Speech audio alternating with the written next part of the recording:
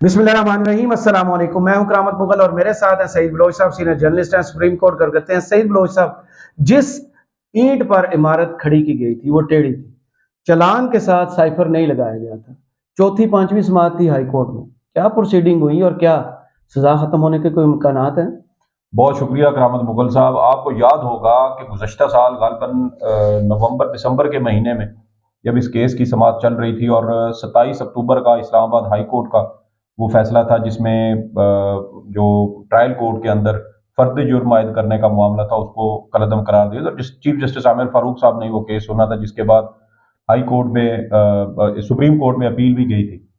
और मामला देखें कि हम उस वक्त भी यही कहते थे कि वो चीज जिसके ऊपर आप पूरी इमारत खड़ी कर रहे हैं, साइफर साइफर केस है, ऑफिशियल सीक्रेट एक्ट की खिलाफ वर्जी हुई है, साबिक वजीर आजम और साबिक वजीर खारजा के बारे में आपने कहा कि इनको सजाए मौत होनी चाहिए क्योंकि इनके वो साइफर लहराने से दुश्मन मुल्क को फायदा हुआ। पाकिस्तान को क्या नुकसान? पाकिस्तान को क्या वो चीजें तो अब अदालत में जब इस्लामाबाद हाई कोर्ट में केस आया, अपील में आया, तो वो चीजें अब सारी खुल रही हैं। और वही चीजें आज भी इस जो केस की समाअत हुई है, इसकी पूरी समाअत का निचोड़ क्या है, वो चीफ जस्टिस आमिर फारूक साहब के रिमार्क्स हैं। वो ये कहते हैं कि यहाँ पर सबसे अहम चीज ये है कि साइफर जिसकी बुनियाद पर ये सारा केस बनाया गया, जिसका कहा गया कि इसकी खिलाफ वर्जी हुई, इसको ट्विस्ट किया गया, इससे दुश्मन मुल्क को किसी तरह से फायदा पहुंचाने की कोशिश की गई, वो दस्तावेज कहाँ है? वो दस्तावेज ना तो आपके अदालती रिकॉर्ड का हिस्सा है, ना वो चालान का हिस्सा बनाया गया, ना वो जो साइफर है उसकी कॉपी ट्रायल कोर्ट के जज ने देखी, ना उस ट्रायल जो साइफर है उसकी कॉपी तफ्तीशी अफसर ने देखी। तो ये चीज कैसे डिटरमिन की गई ट्रायल कोर्ट में कि उस साइफर की खिलाफ वर्जी की गई, उसमें मौजूद जो डाटा था उसको गलत मकासद के लिए इस्तेमाल किया गया, उसको पोलिटिकली यूज किया गया, उसको ट्विस्ट किया गया। वो चीजें कैसे साबित होंगी? वो उसी सूरत में साबित होंगी जब आप उस साइफर की कॉपी को अदालत में प्रोड्यूस करेंगे। अब साइफर की एक कॉपी आपको पता है कि गुज़श्ता साल द इंटरसेप्ट ने भी अपने वेबसाइट के ऊपर जारी की थी।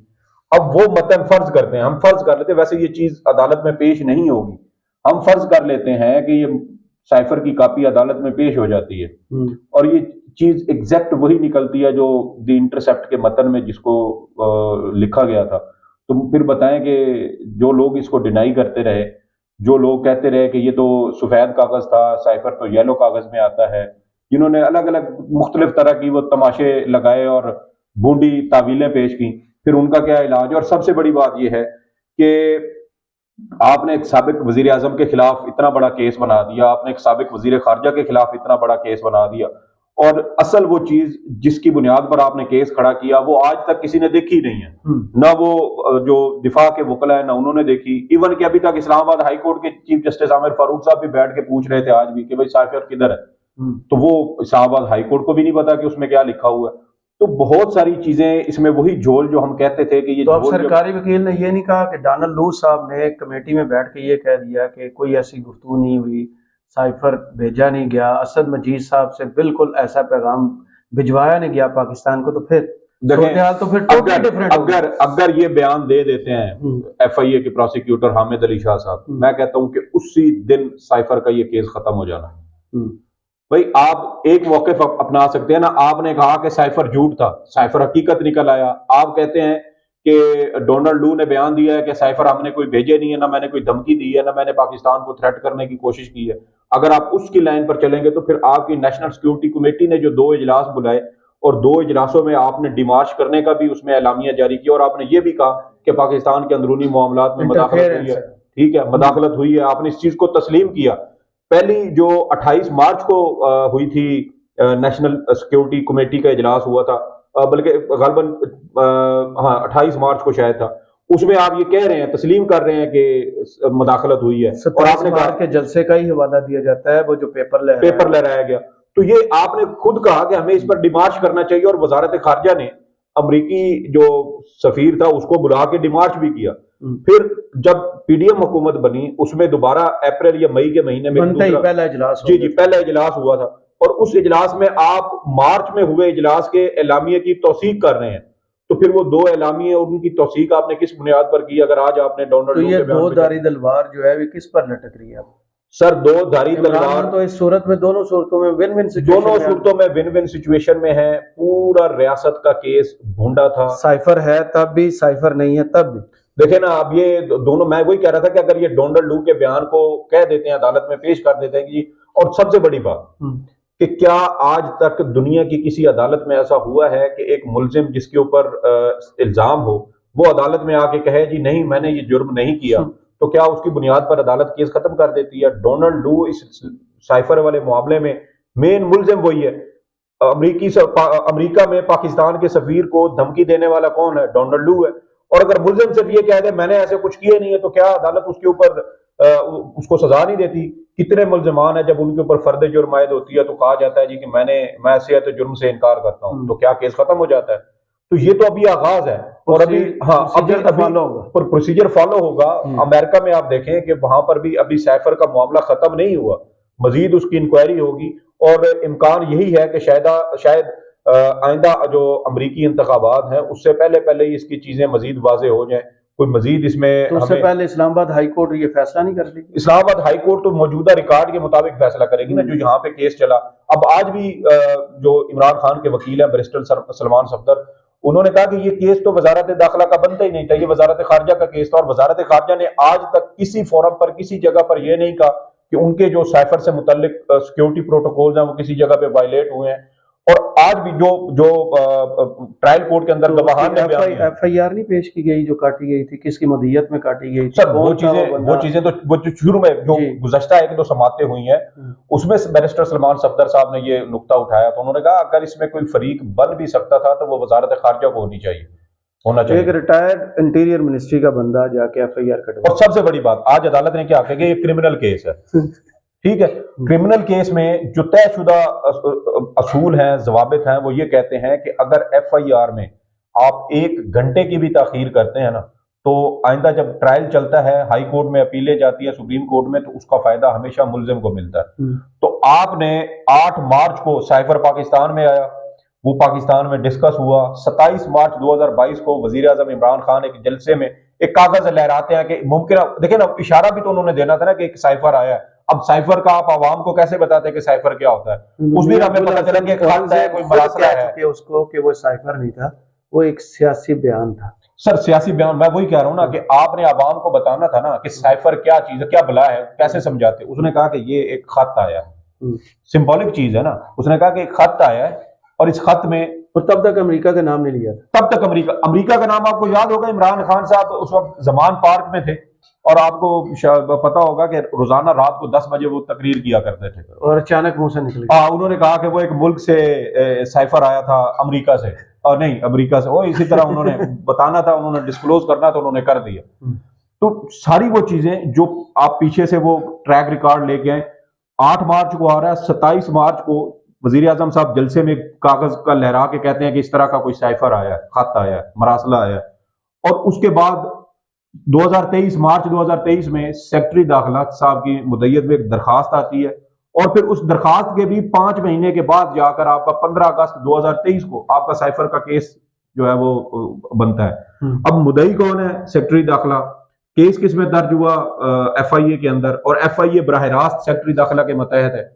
तो सारी चीजें जो है ना वो इन्फ्लुएंस आप कर रहे हैं कि जो मुद्दई है वो खुद इदारों को ट्विस्ट कर रहा है। सजाओं में एक वजीर आजम है, दूसरा वजीर खारजा है, दोनों की जॉब डिस्क्रिप्शन बिल्कुल अलग है।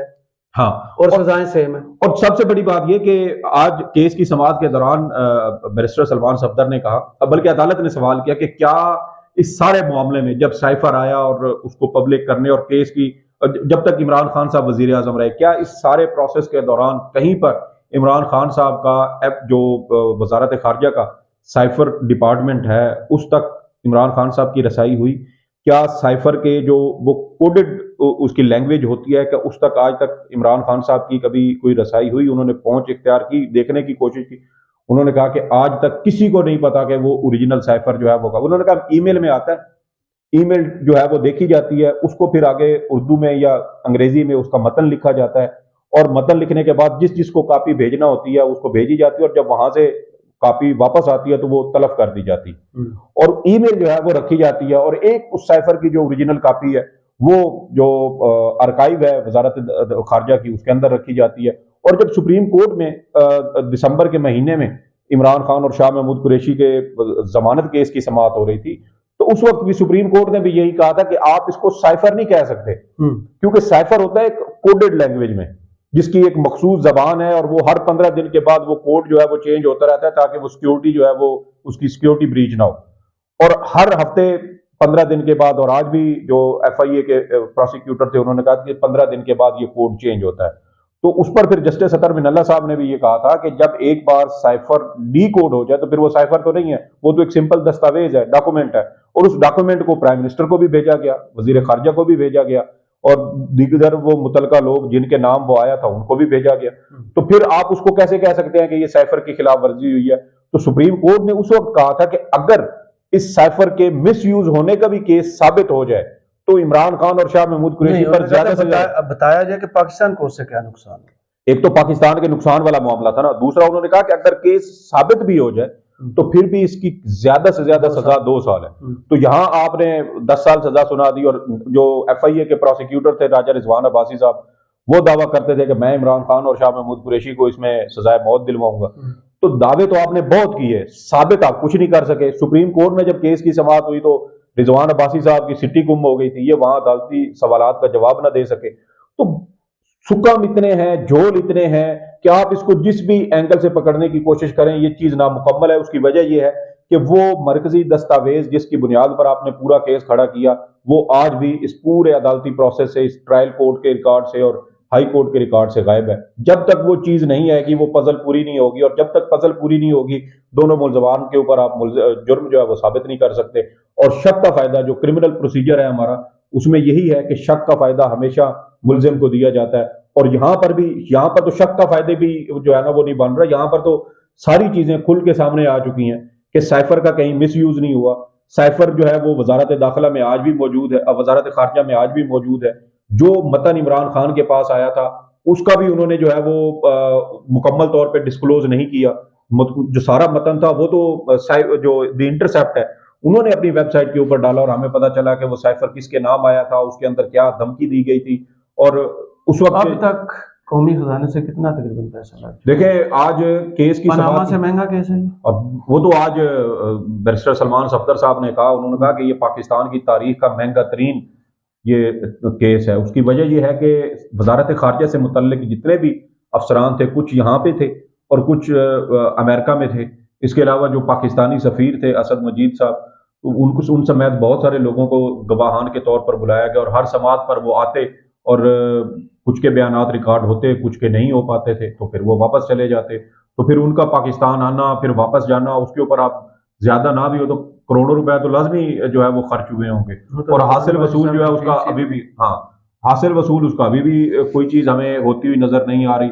3-4 जो समातें अब तक हुई हैं, पहले तो अदालत के दायरे अख्तियार के ऊपर दलाइल दिए गए, फिर जो वकला गुज़श्ता समात जो हुई उसमें कहा जी कि सरकारी वकला कैसे नामजद कर दिए गए, कैसे उन्होंने गवाहान के ऊपर जरा की, बयानात का वो सारा प्रोसेस हुआ, उसके ऊपर गुफ्तगू की। और अब चीज आई थी कि इस केस के अंदर साइफर कहाँ पे है पूरा, कि वो जैसे है ना कि FIR, आज ऐसे समझे कि वो FIR और वो सारा प्रोसेस जो है वो उसके ऊपर आज डिस्कशन हुई है। और मेरे ख्याल में अगले शायद 2 या 3 समातों के अंदर अंदर बैरिस्टर सलमान सफदर साहब अपने दलाइल मुकम्मल कर लेंगे। उसके बाद शाह महमूद कुरैशी साहब के वकील दलाइल देंगे, फिर FIA की प्रोसिक्यूशन टीम की बारी आएगी, और उसके बाद जवाबुल जवाब होंगे। और इम्कान यह है कि अगर जो मार्च का महीना है इसमें ना भी हो तो शायद 10 अप्रैल तक ये केस, इसकी समाअत जो है वो मुकम्मल हो जाएगी। और अब तक की जो चीज़ें हमारे सामने आई हैं, मुझे तो ये केस जो है वो बरकरार रहता हुआ नज़र नहीं आता, क्योंकि जब तक साइफर नहीं होगा आप जुर्म साबित नहीं कर सकते। साइफर ना पहले सामने लाया गया, ना अब लाया जाएगा।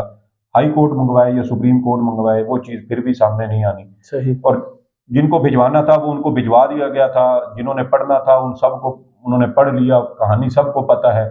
लेकिन शायद जरूरत अभी किसी की नहीं हो रही कि वो इस चीज़ के ऊपर खुल के बोलें या इसके ऊपर राय दें, क्योंकि जिनके नाम आया था वो बहुत ताकतवर लोग हैं। चलें, बहुत शुक्रिया सईद बलोच साहब, आपके तज़किरे का कमेंट्स बॉक्स में ज़रूर बताइए। वीडियो आपको कैसी लगी, इजाज़त दीजिए, अल्लाह हाफ़िज़।